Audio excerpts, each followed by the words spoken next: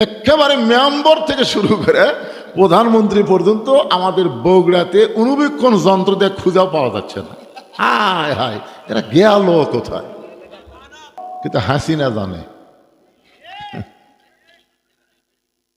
হাসিনা কিন্তু তার ভবিষ্যৎ নিয়ে কখনো চিন্তা করেনি। ভবিষ্যৎ নিয়ে চিন্তা করলে আজকে পলান লাগতো না।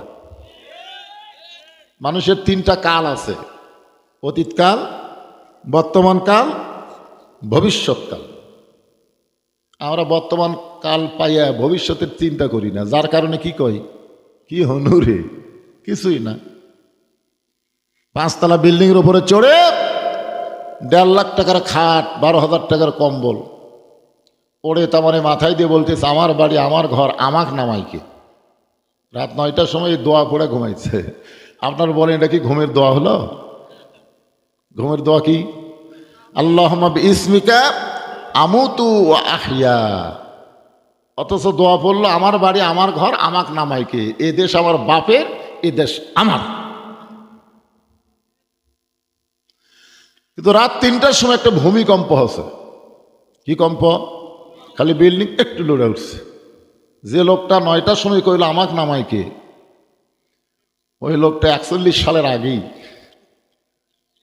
রাত 3টার সময় এত ফোর্সে নামছে যে কম্বলের মধ্যে লুঙ্গি খুলে আছে, এটা পরারও টাইম পাইনি।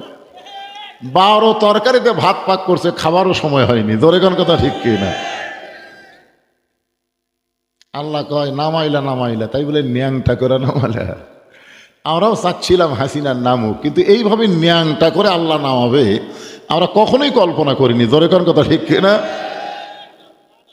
একেবারে মেম্বার থেকে শুরু করে প্রধানমন্ত্রী পর্যন্ত আমাদের বগুড়াতে অনুবীক্ষণ যন্ত্র দিয়ে খুঁজেও পাওয়া যাচ্ছে না।